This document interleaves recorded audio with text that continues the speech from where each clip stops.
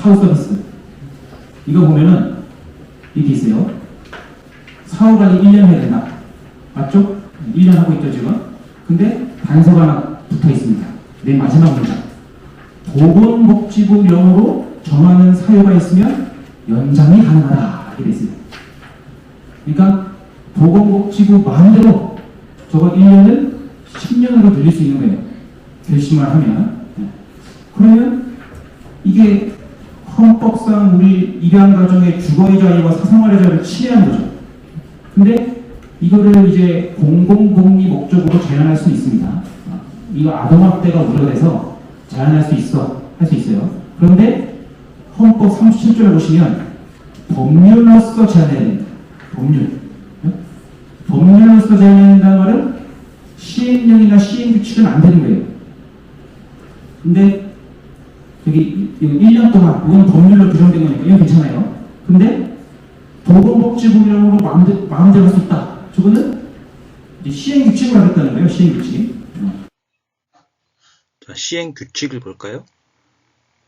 요번에 이제 보건복지부가 이 사후 서비스 제공에 대한 시행규칙을 만들었는데, 보건복지부령으로 정하는 사유가 그럼 뭐냐 하고 만든 거예요. 네. 그래서 1번, 양부모나 양자가 그 연장을 요구하는 경우. 이거는 법에도 있는 말이죠. 그죠? 법에 보시면, 제31조 보시면, 양부모와 양자 요구가 있는 경우 등 이렇게 돼 있잖아요. 그죠? 그대로 쓴 거고, 2번을 추가한 겁니다. 상호 적응에 충분한 기간이 필요한 경우. 그러니까 아직 상호 적응이 안 됐다고 판단하면 기간을 연장할 수 있다는 겁니다. 네, 근데 문제는 상호 적응이 안 됐다는 그 판단 기준이 모호한 거죠. 그죠? 보건복지부 공무원이 마음대로 판단하면 그게 곧 법인 겁니다. 그죠? 니네는 내가 볼 때 적응이 안 됐어. 그러면 이제 따라야 되는 거예요. 네. 근데 3번 또 있어요. 그 밖에 양부모와 양자의 상호 적응을 위해 보건복지부 장관이 인정한 경우.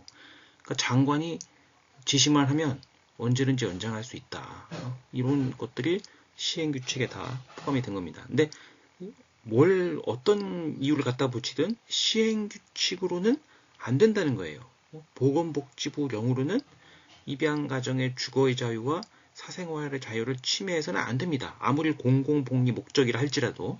네. 아동학대 예방이라는 공공복리 목적을 달성하려고 이 일부 입양가정의 주거의 자유, 사생활의 자유를 제한할 수는 있는데 그렇게 하려면 법률로 써야 된다는 겁니다. 그죠? 뭐 법률로서 1년 동안 뭐 이렇게 아니면 양부모 양자 요구가 있는 경우 뭐 이렇게 명확하게 법률로서 제한해야지 시행규칙으로 제한해서는 안 됩니다.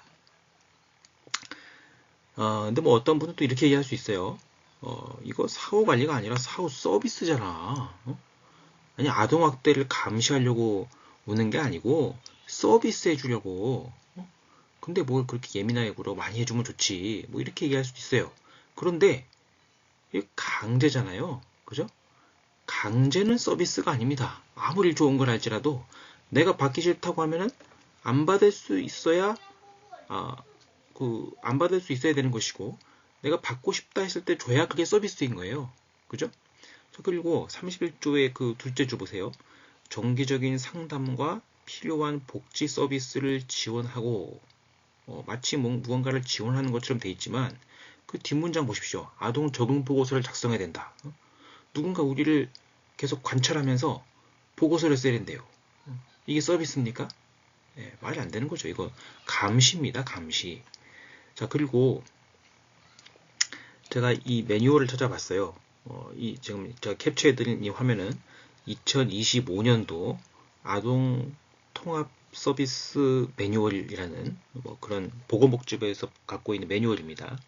이 매뉴얼에는 또 사후 서비스라고 안 돼 있고 사후 관리라고 돼 있습니다. 사후 관리라는 용어와 사후 서비스라는 용어를 이제 혼용해서 쓰고 있어요. 그러니까 사실 서비스가 아니고 그거는 립 서비스고 실질적으로 사후 관리라는 겁니다. 그러면 사후 관리에 뭘 하느냐? 여기 지금 뭘 하는지 적어놓은 거 보면은 서비스 하나도 없어요. 자, 보세요. 첫 번째, 사후 상담 및 가정 방문. 뭐 상담이라고 하면은 서비스일 수 있겠는데 사후 보고서까지 써야 됩니다. 두 번째부터 보세요. 아동이 가족관계 등록부에 등재되어 있는지, 이름이 변경됐는지를 확인한다. 확인이라는 말이 계속 나옵니다. 그 다음 보세요. 사후관리시마다 아동의 건강 상태를 파악하고 예방접종 기록을 확인하고 아동이 안정적으로 적응하는지 학대나 방임 정황이 없는지를 확인한다. 그죠? 그 다음에 교육을 한대요. 대면 교육. 교육이 서비스입니까? 아동학대 예방, 영유아 양육, 입양 아동의 특성에 대해서 이래라 저래라 간섭하면서 교육한다는 거예요. 서비스라는 말 하나 나오네요. 그죠? 사후 서비스 제공 확인서를 발급해 갑니다. 이게 유일한 서비스입니다. 그죠? 그리고 또 다른 곳에 이렇게 돼 있어요. 입양 관련 가정법원의 허가 후에도 아동복지법 제15조의 3에 따른 양육 상황 점검 대상인가요? 그 밑에 답변에 뭐라 돼 있습니까? 양육 상황 점검 대상이다. 그죠? 네.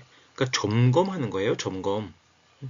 그리고 모니터링이란 말이 나오죠. 모니터링. 네. 사후 관련 모니터링은 감시, 관찰 이런 걸 의미하는 겁니다. 그죠? 그래서 법이 이렇게 바뀌어야 됩니다. 네. 보건복지부령으로 정하는 사유가 있는 경우라는 말을 빼야 됩니다. 이거 빼야 되고요. 시행규칙 다 빼야 돼요. 네. 이렇게 제가 주장하고 싶고요. 이거는 헌법이 명령하고 있는 겁니다. 헌법. 국민의 기본권, 사생활의 자유, 주거의 자유 같은 것들을, 이런 것들을 공공복리 목적으로 제한하려면 법률로서 해야지, 시행령, 시행규칙을 하면 안 된다. 헌법의 지침입니다. 물론 제가 이 법을 만든 사람이 아동학대를 감시하려고 막 이렇게 만들었다고 생각하진 않습니다. 그리고 이 법에 따라 점검을 오는 사후 서비스를 제공하러 오는 공무원들이 터무니없이 갑자기 10년 하겠다 이러지는 않을 거라고 봅니다.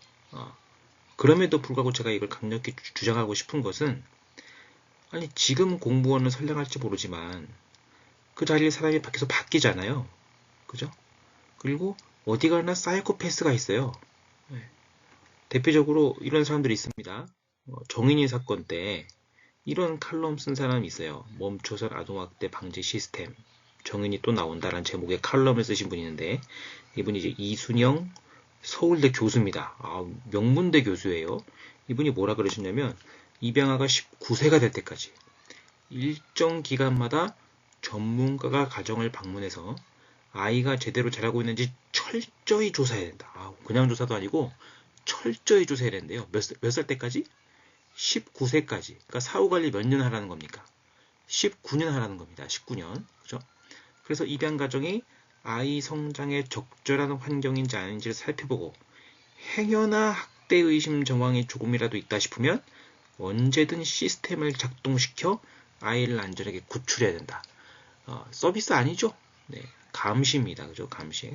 모든 입양 부모를 잠재적 아동 학대자로 규정하고 감시하겠다는 거예요. 사후관리 19년 하겠다는 거예요. 자, 그런데 이런 분이 보건복지부 장관이 되면 어떡합니까? 그죠? 이런 교수 하시는 분들이 대통령 명령으로 하루아침에 보건복지부 장관 되잖아요. 그죠? 이런 분이 되면은 지금 법도 보건복지부 령에 따라 얼마든지 연장 가능하게 돼 있으니까 이런 사람이 되면 19년 하는 거죠. 그죠? 그 다음에 정인이 사건 때 또 문재인 대통령 지시에 의해서 전국 지자체 7곳에서 입양가정 전수조사를 했습니다. 예를 들어 청주시에서는 이런 공문이 왔어요. 자, 제가 빨간 네모박스 친 거 보세요. 최근 사회적 공분을 일으킨 정인이 사건과 관련해서 우리 시에서는 2021년 입양아동의 소재 및 안전을 확인하고자 합니다. 아니, 정인이 사건 그거 났다고 해서 모든 입양가정을 다 방문해서 입양아동이 잘 있는지 그 안전을 확인하는데요. 도대체 이거 무슨 근거로 하는 거냐?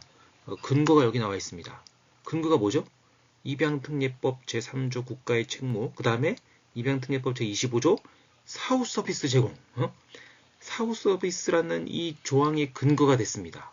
입양 가정을 검열하는 근거가 사후 서비스. 그러니까 사후 서비스가 아니라는 거예요.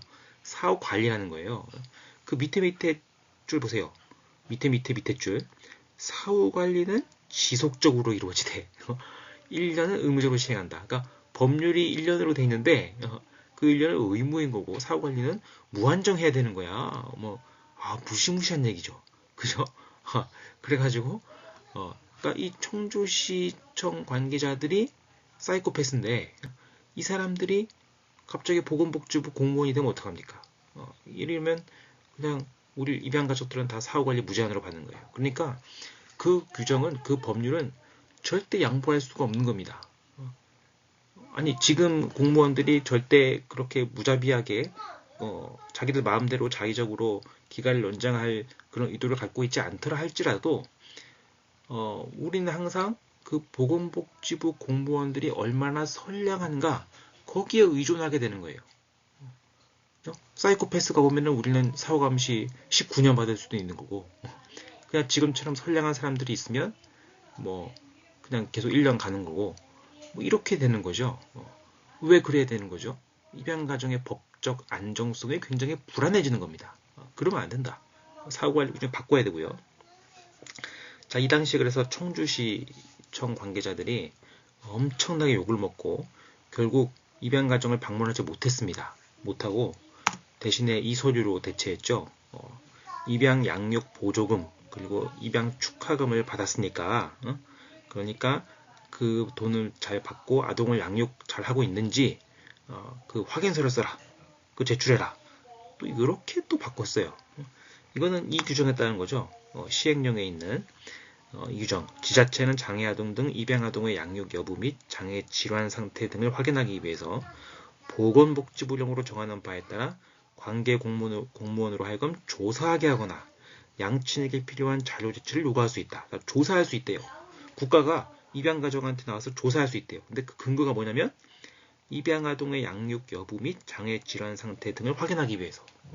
그러니까 아동학대를 하나하나 감시하려고 오는 게 아니고 뭘 확인하려고? 입양아동의 양육 여부 및 장애 질환 상태. 그러니까 이거 문맥상 이런 뜻입니다.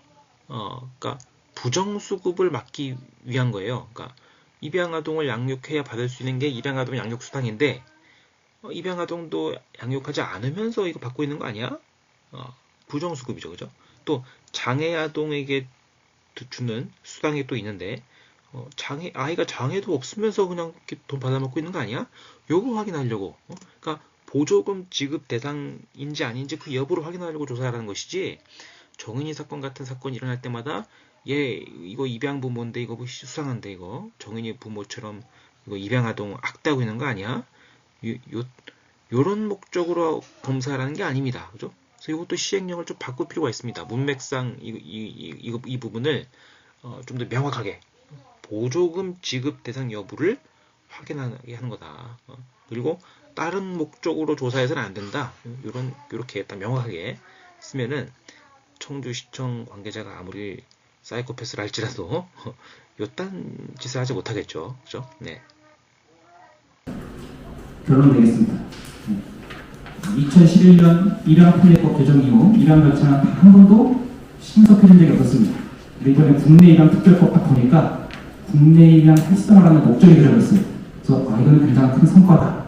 근데 이게 정말 제대로 실현되려면 입양법의 목적을 정확하게 이해하고 그 목적에 따라 정책이 추진돼야 된다. 이렇게 제가 결론을 내리고 좀 시간 오버해서 죄송합니다. 이것으로 부족한 강의 마치도록 하겠습니다. 감사합니다.